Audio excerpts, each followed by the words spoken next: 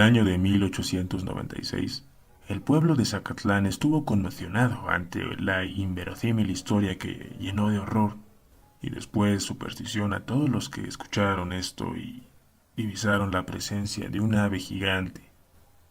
Esta noticia estuvo en dos de los periódicos de la época, El Eco de Zacatlán y El Hijo de Huizote. Tal vez por esta información tan detallada de este suceso, el pueblo acostumbraba a encerrarse en sus casas al caer la tarde. La noticia que recorría los labios de la población cuenta, entre muchas otras cosas, que esta ave gigante tenía por costumbre abalanzarse en especial sobre los niños, y estuvo así, asolando a la región durante algún tiempo. Al anochecer, cuando las familias estaban a buen recaudo, era donde se escuchaba el peculiar batir de alas estruendosas en el viento y golpeteando el ramaje de los árboles cercanos.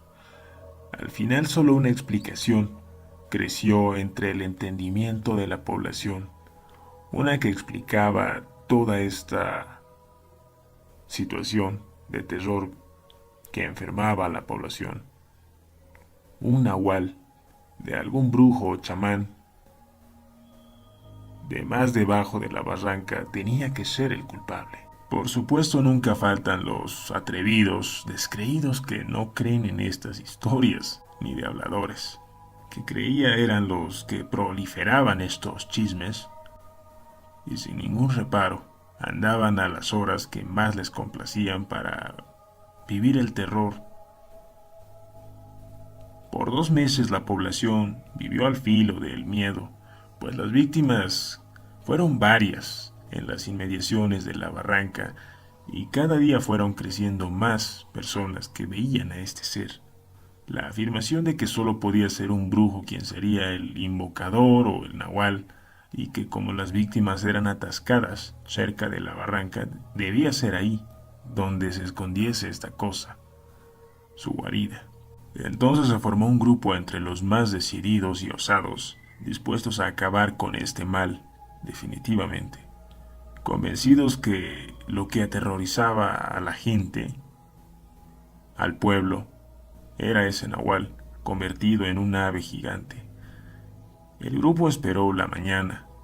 Partieron armados hasta los dientes hacia la barranca a buscar la susodicha guarida del supuesto brujo o chamán. Y así pasó la mañana y se hizo la tarde. Sin ningún vestigio de algo inusual, seguían en la búsqueda hasta que poco a poco caía la noche. Pronto, en la penumbra vieron una luz que brillaba entre los árboles. Con mucho cuidado se acercaron a ver la fuente y encontraron una cabaña ubicada en un recodo. Y abrigando la idea de encontrar lo que estaban buscando, lentamente se fueron acercando a esta, convencidos de que era el lugar correcto, y lo que vieron los llenó de asombro. Un hombre extraño que nadie conocía, que nadie lo había visto en el pueblo, se encontraba en medio de una rara ceremonia, completamente entregado a un trance, pero este pudo darse cuenta de la multitud. Hizo un extraño silbido y una especie de melodía, distintas modulaciones, y en un segundo un graznido aterrador asustó a la gente que estaba ahí afuera viendo por la ventana, pero envalentonados porque eran muchos en cantidad, y recuperados del desconcierto, sacaron sus machetes y entraron a la choza a enfrentar y matar al nahual, ya convertida en un ave colosal. Entraron a la cabaña para ver qué es lo que había o tenía ese brujo. Y era una especie de altar extraño y ciertas hierbas. Al salir, no encontraron a su cadáver, este había desaparecido. Lo buscaron por todos lados, pero fue en vano. Volvieron después a sus hogares y contaron al pueblo su increíble historia. Con el pasar de los años, la leyenda del nahual se ha convertido en una historia común entre los pobladores, sean locales o visitantes. Y fuera que exageraron o no los hechos, todo quedó registrado en la mente de aquellos hombres que pasaron a su descendencia esta aventura.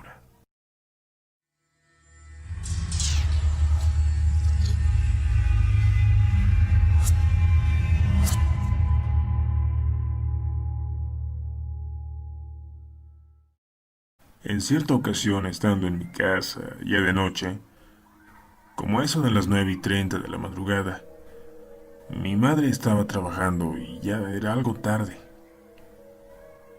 para la hora que solía regresar. Entonces mi papá fue a recogerla y nos dijo que no fuéramos a salir, que no le abriésemos a nadie. Lo noté algo preocupado, como si supiera que algo malo pasaría o pasaba. Y bueno, le dije que sí. Salió y empezó a fallar la luz en toda la colonia, y el viento estaba soplando muy fuerte. Recuerdo que los vecinos tenían un recién nacido y mi tía también. Las luces empezaron a parpadear 30 minutos después que mi padre saliese. Mis hermanos y yo nos metimos a la misma cama. Estábamos esperando a que llegasen nuestros padres. Las luces terminaron por irse y decidí asomarme por la ventana para ver si ya llegaban mis papás, y a lo lejos se veían unas bolas de fuego. Rápidamente, de miedo, me metí a la cama, ya con el pelo y la piel erizada. Un escalofrío recorrió toda mi espalda después de ver esas bolas en el cielo. No me explicaba cómo en tanta oscuridad y con ese viento hubiese unas bolas de fuego suspendidas en el aire, volando en círculos rodeando a la colonia, como cuando los buitres merodean sus presas. Mis papás todavía no llegaban y yo tenía mucho temor, pero no les había dicho nada a mis hermanitos para no preocuparlos. Por fortuna, después de unos 10 minutos, llegaron mis papás. Estaban con algunos primos y tíos. Estaban ahí comentando sobre lo que estaba ocurriendo y los demás también lo vieron. Cada uno se fue a su casa, bastante cerca, por cierto, pero con mucha precaución. Durante toda la noche siguió el viento y las brujas o bolas de fuego seguían ahí, aunque un poco más alejadas, merodeando, donde estaban los bebés y los niños. Nadie salió a la calle. Siento que todo mundo sabía lo que era. Además, no era normal eso. Nunca en mi vida vi algo igual. Mi madre y mi papá nos dijeron que rezásemos mucho antes de dormir, y ahora entiendo por qué. Desde pequeños nos decían que nos iban a chupar las brujas. Al día siguiente, después de eso, no faltaron los comentarios de la colonia. La gente decía que algunos recién nacidos y bebés murieron, y algunos desaparecieron. Da la casualidad que a la misma hora, en el transcurso de la noche de esas circunstancias, pasaron esas cosas.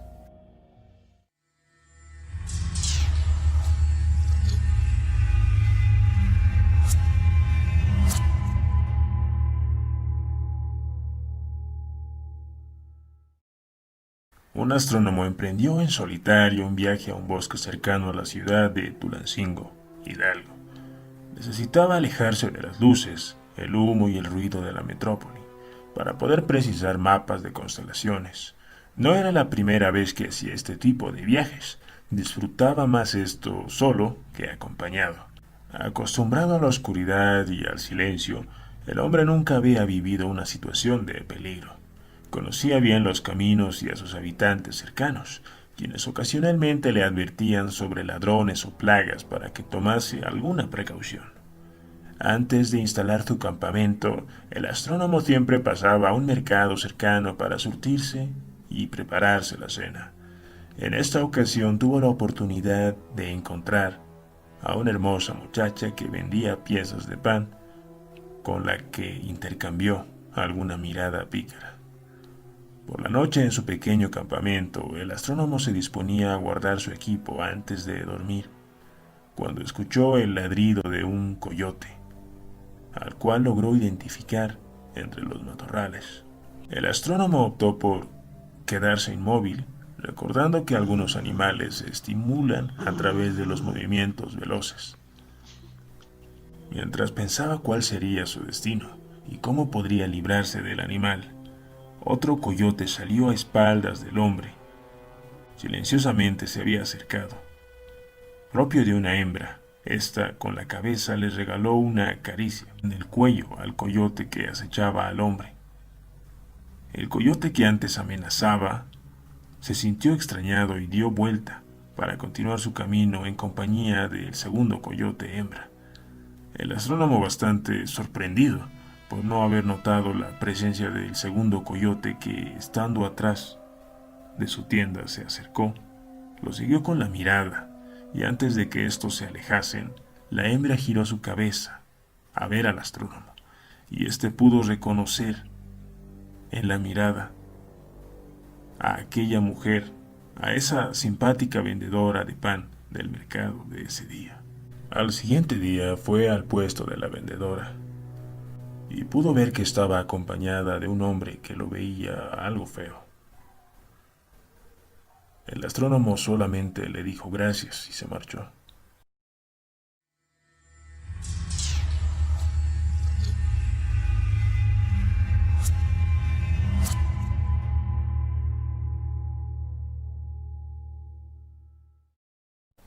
La verdad es que en este mundo, el que cree que hay un cielo con una estrella suspendida brindándonos luz, que hay un satélite que nos alumbra en las noches, e infinidad de cosas que no tienen más que una cercana explicación científica, entonces debe creer que este mundo es un misterio, y que vivimos divididos entre el bien y el mal, entre lo carnal y lo espiritual.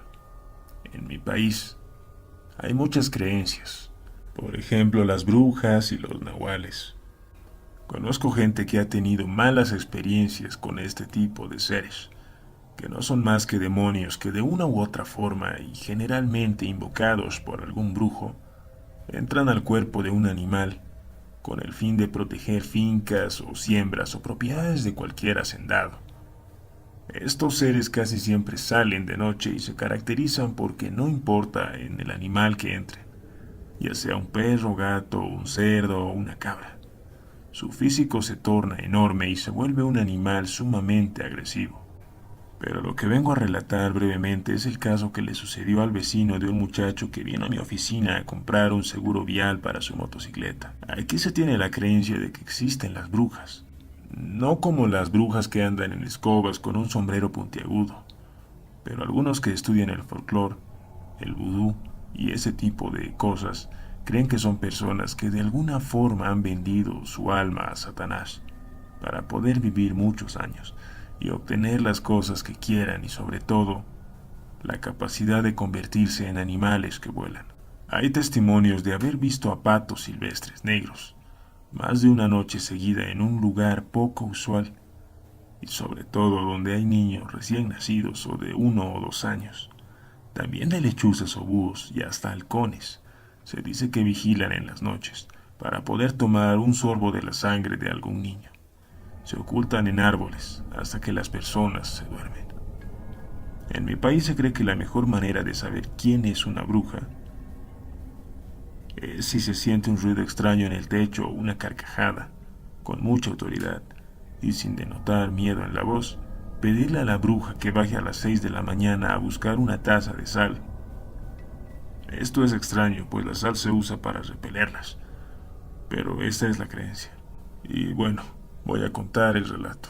El vecino de mi cliente notaba desde hacía un tiempo que su niña, de 6 meses, lloraba insistentemente todas las noches.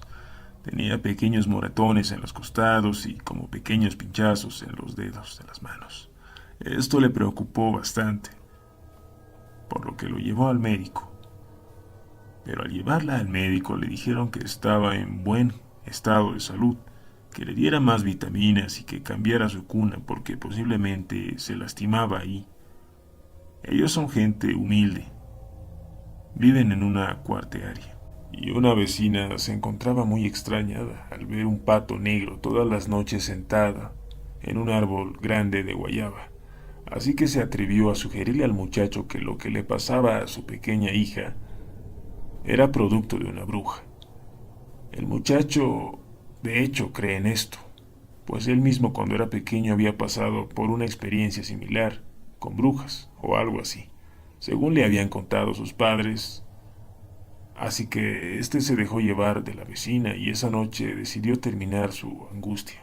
Pero no fue hasta la tercera noche, cuando tuvo la oportunidad de hacer caer a la bruja, pues al escuchar un ruido en el techo, armándose de valor, gritó: «Bruja, tienes que venir a mi casa a las 6 de la mañana a buscar una taza de sal».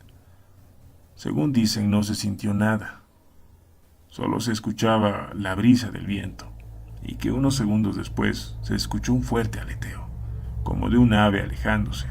Tanto mi cliente como el padre de la niña, la madre y la vecina esperaron dentro de la pequeña casa hasta que dieron las 6 de la mañana, y justo a esa hora tocaron la puerta. Pero quien llamó fue una voz conocida. Decía: «Pedro, Pedro, abre la puerta». Él se quedó extrañado, pues conocía esa voz, y al abrir la puerta para confirmar, se dio cuenta de que era su bisabuela, quien vivía en una ciudad cercana y llevaba en la mano una taza. Mi cliente dijo que su bisnieto le echó la sal encima y vio que la señora comenzó a revolcarse en el suelo, pero al ver que se le estaban poniendo la piel negra, salió corriendo junto con la vecina. Él dice que los demás vecinos llevaron a la señora al hospital y que el muchacho ahora tiene serios problemas con sus familiares por el hecho.